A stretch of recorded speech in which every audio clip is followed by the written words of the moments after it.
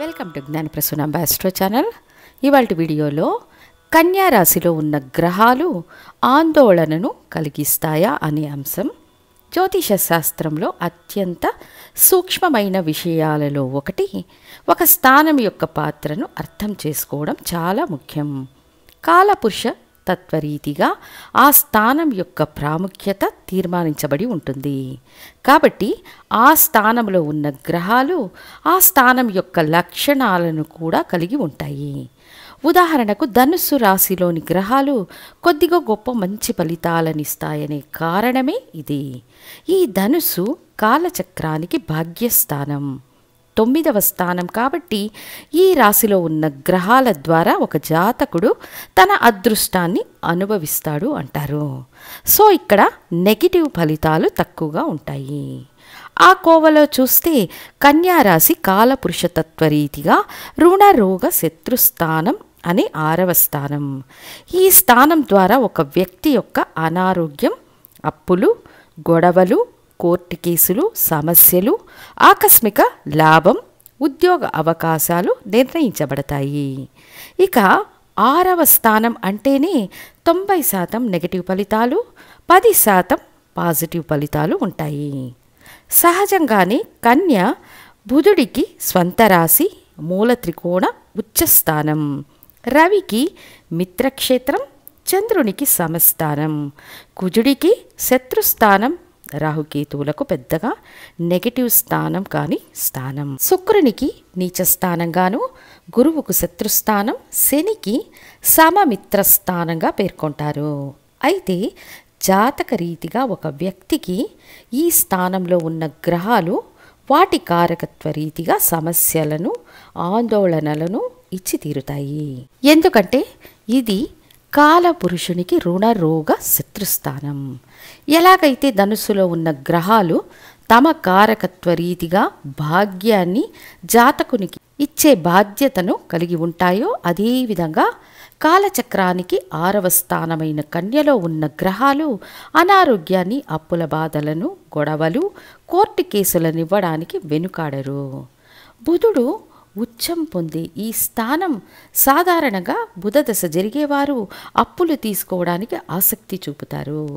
వడ్డీకి వడ్డీ కట్టే పరిస్థితులు సహజంగానే ఏర్పడతాయి. ఒకవేళ మీ లగ్నానికి బుధుడు శుభుడైతే ఈ విధమైన ఫలితాలు ఉంటాయి. ఒకవేళ మీ లగ్నానికి అవయోగి అయితే ఇక మీరు అడిగే అవసరమే లేదు.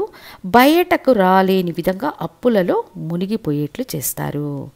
ఆ విధంగా చూసినప్పుడు కన్యలో ఉన్న గ్రహాలు కలిగించడం ఖాయం. మరి రవి లాంటి గ్రహాలు ఎలాంటి ఆందోళనను, సమస్యలను ఇస్తారో ఇప్పుడు తెలుసుకుందాము. ఇక రవి ఉన్నారంటే కూడా బుధుడు ఉన్నా లేకున్నా సరే పితృవర్గ సంబంధ సమస్యలు ఖచ్చితంగా ఉంటాయి. ఇంకా రవి హృదయాన్ని సూచించే గ్రహం కావున హార్ట్కి సంబంధించిన సమస్యలు వచ్చే అవకాశాలు ఎక్కువ. రవి కన్యలో ఉండగా జన్మించిన జాతకులు ఎల్లప్పుడూ శారీరక ఆరోగ్యం మరియు హృదయ సంబంధ విషయాలలో జాగ్రత్తలు తీసుకోవాలి. అంతేకాక కళ్ళు, ఉష్ణ సంబంధిత విషయాలలో అల్సర్ సంబంధ వ్యాధులు, ఫుడ్ పాయిజనింగ్ లాంటివి కూడా ఏర్పడే అవకాశాలు ఉంటాయి. కాబట్టి మరింత జాగ్రత్తలు తీసుకోవాలి. ఇంకా ప్రభుత్వ వ్యతిరేకతను, మోసాన్ని ఎదుర్కొంటారు. కాబట్టి గవర్నమెంట్కి సంబంధించిన విషయాలలో జాగ్రత్తగా ఉండాలి. తరువాత చంద్రుడు కన్యలో ఉంటే మీకు నీటి సంబంధిత రుగ్మతలు వచ్చే అవకాశాలు ఉంటాయి. కిడ్నీకి సంబంధించిన సమస్యలు, యూరినరీ ట్రాక్ ఇన్ఫెక్షన్స్, శ్వాస సంబంధ వ్యాధులు వచ్చే అవకాశాలు ఎక్కువ. మాతృవర్గం ద్వారా సమస్యలు తలెత్తుతాయి. మరియు అత్తగారు వంటి స్త్రీలతో విభేదాలు, ప్రయాణంలో సమస్యలను ఎదుర్కొనే విధులు ఉంటాయి. వ్యవసాయ విషయంలో కష్టాలు, నష్టాలు తప్పనిసరిగా ఉంటాయి. చంద్రునికి, రవికి ఇది మిత్రస్థానమే అయినా ఇటువంటి ఫలితాలను ఇచ్చే తీరుతారు. ఇక కుజుడు ఈ స్థానంలో ఉంటే కుజునికి ఇది పూర్తిగా సరిపోని స్థానం. పూర్వీక ఆస్తులు, స్థానిక ఆస్తులు కనుమరుగవుతాయి. సహోదర సంబంధాలు పెద్ద సమస్యగా తయారు కావడం, భూమికి సంబంధించిన విషయాలలో సమస్యలను ఎదుర్కోవడం, స్ట్రేంజర్స్ ద్వారా సమస్యలను, చిక్కులను ఎదుర్కోవడం లాంటి ఫలితాలు కుజుడు ఈ స్థానంలో ఉంటే ఏర్పడతాయి. బుధుడు ఈ స్థానంలో ఉంటే విద్య కోసం రుణాలు ఏర్పడడం, మేనమామ సంబంధ బాంధవ్యాలను కోల్పోవడం, విద్యలో కొన్ని అడ్డంకులు ఏర్పడడం, సైబర్ క్రైమ్ లాంటి వాటిల్లో చిక్కుకోవడం, ఆన్లైన్ వల్ల మోసాన్ని, స్టాక్ మార్కెట్లో భారీగా డబ్బును కోల్పోతారు, వడ్డీలకు వడ్డీలు కట్టి నష్టపోవడం, నరాలకు సంబంధించిన సమస్యలను ఎదుర్కోవడం, స్కిన్ సంబంధ సమస్యలు లాంటివి రావడం ఉంటాయి. ఇక్కడ బుధుడు ఉచ్చం, స్వంత రాశి అయినా ఈ సమస్యలు ఉంటాయి. అంటే ప్రతి భావానికి వ్యతిరేక భావాల సూత్రం ప్రకారం ఇది కాలచక్రానికి 6వ స్థానం కావున ఈ రకమైన ప్రభావాలను ఇవ్వగలదు. ఇక్కడ శుక్రుడు సహజంగానే నీచాన్ని పొందుతారు కావున స్త్రీల వల్ల సమస్యలను ఎదుర్కోవడం, ఆడంబర వస్తువుల ద్వారా, జీవిత భాగస్వామి ద్వారా సమస్యలు, దిగువ స్థాయి స్త్రీల వల్ల బాధింపులు ఏర్పడతాయి. ఇది స్త్రీలకు, పురుషులకు ఇద్దరికీ వర్తిస్తుంది.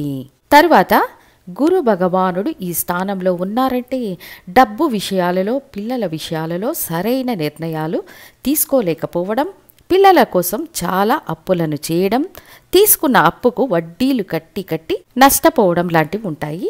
ఫైనాన్స్కు సంబంధించిన విషయాలలో జాగ్రత్తగా ఉండాలి. చిట్ ఫండ్స్ నడిపించకూడదు, వెయ్యకూడదు. ఇలాంటి వాటి ద్వారా మోసపోయే అవకాశాలు ఉంటాయి. గురు కారకత్వ రీతిగా ఆందోళనలను ఎదుర్కొంటారు. సో కన్యా రాశి మంచి ఫలితాలను ఇవ్వదా అంటే మోస్ట్లీ 90% మంచి ఫలితాలను ఇవ్వదు.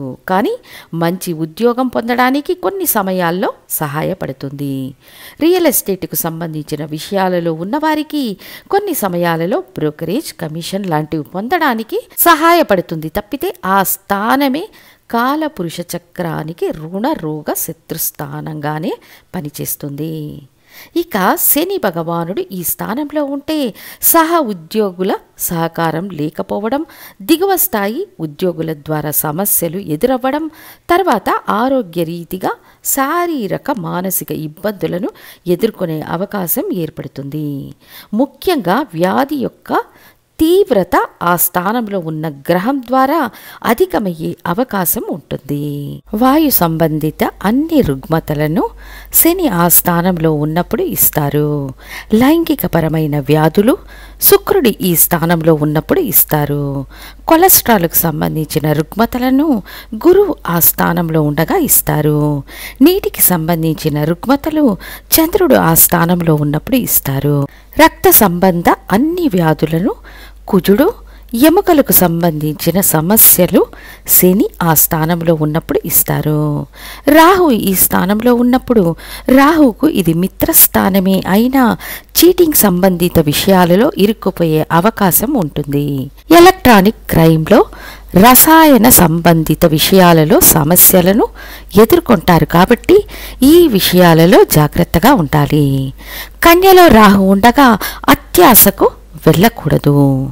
ఇక కేతువు ఈ స్థానంలో ఉంటే జ్ఞాన మార్గ విషయంలో మోసపోవడం, అంటే ఫేక్ స్వాములను ఆశ్రయించి మోసపోవడం, రాంగ్ వైద్యం తీసుకోవడం, ముఖ్యంగా కేతువుకు సంబంధించిన విషయాలలో అంటే స్వచ్ఛమైన జ్ఞానం తమకు దొరికిందని నమ్మి మోసపోవడం లాంటివి ఏర్పడతాయి. సో ఇది బుధుడి యొక్క సహజ శుభస్థానం అన్నా కూడా ఇది కాలపురుషునికి 6వ స్థానం అని మర్చిపోకూడదు.